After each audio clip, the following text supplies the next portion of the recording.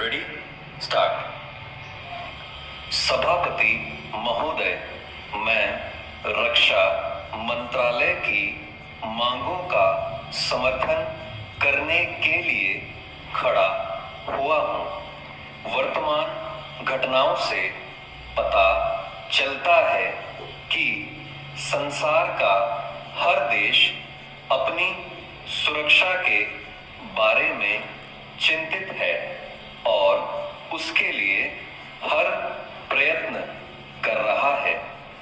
इस दृष्टि से अन्य देशों की तरह हमारे देश में भी रक्षा मंत्रालय का महत्व है।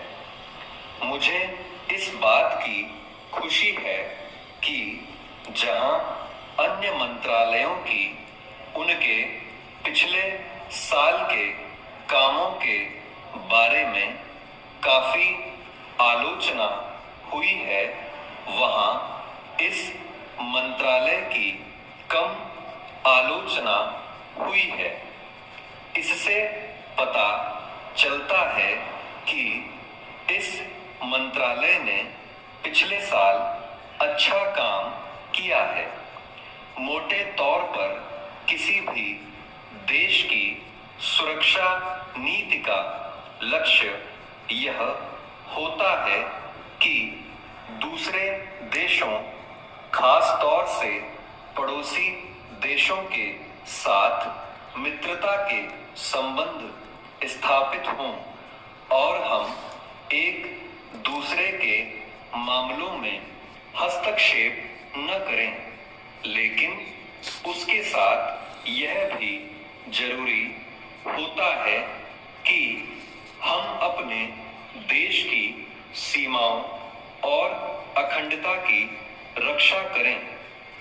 इसलिए हमारे देश का यह कर्तव्य हो जाता है कि हम अपने पड़ोसियों के कार्यों पर पूरी नजर रखें, क्योंकि आज तक हमारे देश पर जो संकट आए वे हमारे पड़ोसियों से आए हैं। 1965 में पाकिस्तान के साथ जो लड़ाई हुई और उसके बाद ताशकंद में जो समझौता हुआ वह सिर्फ कागज पर ही रहा। पाकिस्तान ने उस पर कोई अमल नहीं किया। इस दृष्टि से बहुत जरूरी है कि हम अपने देश की सुरक्षा की हर तरह से व्यवस्था करें। हमारा उद्देश्य दूसरों पर आक्रमण करना नहीं है, लेकिन यदि हम पर कोई आक्रमण करे तो हम में इतनी शक्ति अवश्य होनी चाहिए कि हम उसका डटकर सामना कर सकें। चेंज।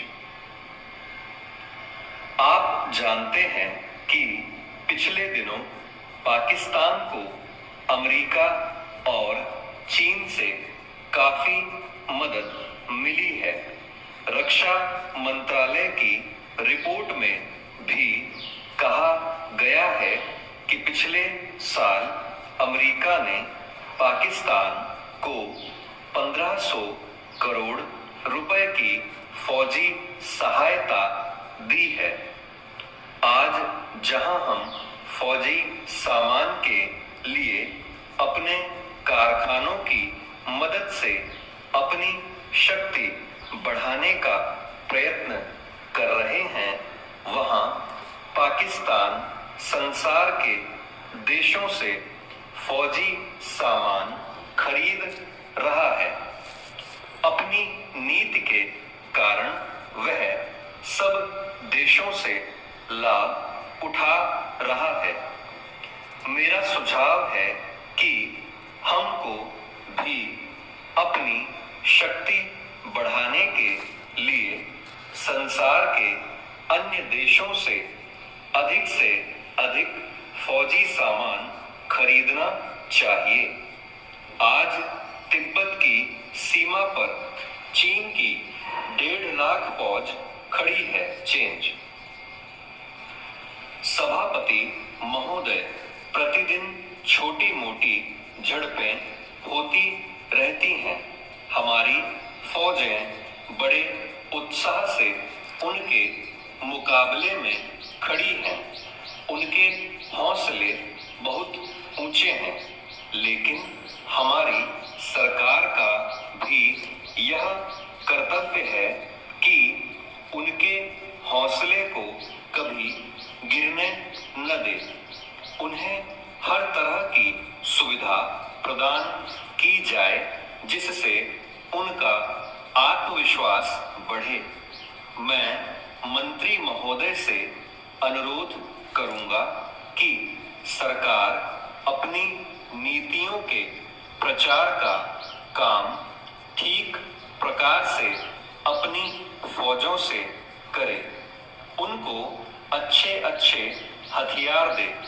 अनुसूचित जातियों और आदिवासी जातियों के आयुक्त ने जो अपना प्रतिवेदन प्रस्तुत किया है, उस प्रतिवेदन को देखने से यह प्रतीत होता है कि इसको तैयार करने में उन्होंने बहुत परिश्रम से कार्य किया है। इसके लिए मैं उनको और उनके सहयोगियों को धन्यवाद देता हूं, परंतु साथ ही साथ इस प्रतिवेदन के संबंध में कुछ आवश्यक निवेदन भी करना चाहता हूं। पहली बात तो यह है कि इस प्रतिवेदन को देखने से ऐसा प्रतीत होता है कि इन कार्यों के लिए जिस धन का उपयोग होता है वह 3 साधनों से उपलब्ध होता है। केंद्र सरकार द्वारा, राज्य सरकारों द्वारा और कुछ गैर सरकारी संस्थाओं द्वारा। प्रतिवेदन के अनुसार जितना धन इन कार्यों पर व्यय करने के लिए दिया जाता है, उतना धन पूरी तरह से व्यय नहीं हो पाता। मैं यह नहीं कह सकता कि आवश्यकता से अधिक धन दिया जाता है या कार्यकर्ताओं को वह धन प्राप्त ही नहीं होता, जिसके कारण से वह बिना खर्च हुए बच जाता है।